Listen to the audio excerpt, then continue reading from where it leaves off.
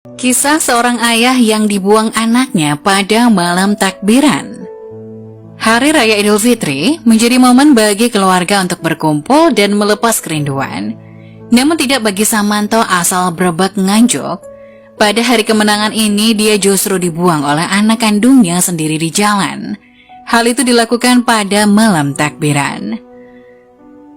Takbiran wingi, anakku sing barep ngejak metu numpak mobil. Aku takok, apa dijak nang di aku dikongkon menengai. Ternyata aku diduno nang embong. Takbiran kemarin, anak sulungku mengajak keluar aku, lalu diturunkan di jalan. Samanto sendiri lupa berapa usianya sekarang. Yang dia tahu saat ini berada di Surabaya, tepatnya di Gria Wardah, kelolaan Dinas Sosial Kota Surabaya, dan itu bukan karena keinginannya. Satu yang tak bisa lepas dari ingatannya, saat semua orang menantikan malam kemenangan melalui gema takbir, saat itu pula ia ditelantarkan oleh anak kandungnya di jalan raya, salah satu ruas sudut kota Surabaya.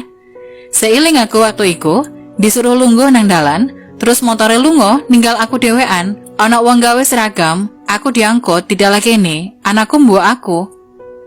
Seingatku waktu itu aku disuruh duduk di jalan, lalu mobilnya pergi. Kemudian ada orang memakai seragam Satpol PP, ucapnya sambil tak terasa air mata mengalir di pipinya Jumat 8 Juli 2016. Samanto mengakui anaknya memang terbilang kejam. Selain membuang dirinya, anaknya juga sempat menyiksa ibu kandung sendiri. Aku stroke, anakku kejam, nang omah mae yo diida-ida. Aku wis ngomong, "Nduk iki wong tuamu, aja teko ngono." Aku stroke, anakku kejam. Di rumah ibunya juga diinjak-injak. Aku sudah bilang, "Duh, ini orang tuamu, jangan setega itu."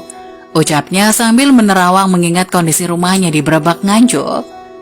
Saat ini karena perlakuan anak sulungnya itu, Samanto tidak tahu kemana istrinya pergi. Keduanya sengaja dipisahkan. Nang omah aku gak oleh metu, aku dikongkon nang kamar terus, izin aku lorong ini. Izin karo tonggo, izin karo kancane. Di rumah aku gak boleh keluar, aku disuruh di dalam kamar terus, dia malu aku sakit seperti ini, malu dengan temannya, ujarnya. Saat tubuhnya masih segar dan kuat, Samanto bekerja sebagai salah satu penjaga keamanan di pabrik makanan ternak. Sang anak adalah penyemangat dirinya banting tulang mencari rezeki. Ia ingat saat anaknya masih kecil, Samanto menyisihkan uang untuk membelikan sepeda. Meskipun sebenarnya kondisi keuangannya pas-pasan. Saat anaknya rewel, dia dengan sabar menggendongnya dengan jarik atau selendang agar ia kembali tenang. Saat anaknya sakit, ia ingat betapa ia dan istrinya repot membawanya ke rumah sakit. Soalnya aku wong rak duwe, jadi dia jahat. Aku gak iso ngekei mangan, akhirnya ngomel-ngomel, bapak nyaluk sepuro nak. Aku wis tau ngomong bolak-balik. Nak, nek bapak karo ibumu duwe salah nyaluk sepuro. Omong ngono bojomu pisan.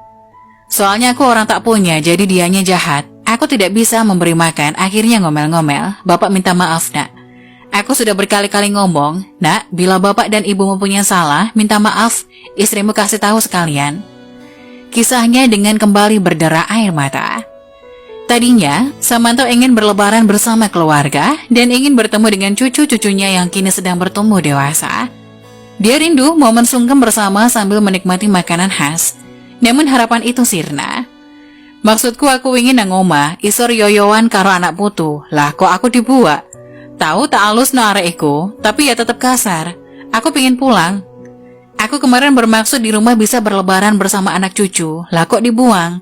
Aku telah berusaha anakku itu untuk berperilaku halus, namun tetap saja kasar. Keluhnya sambil memegang kepala. Kendati dibuang anaknya, namun Samanto tetap memaafkannya dan berdoa agar anaknya berubah.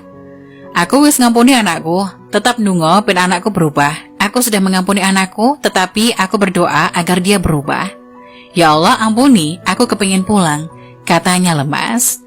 Ini adalah hari keempat Samanto bersama teman-teman sebayanya tinggal di tempat penampungan milik pemerintah.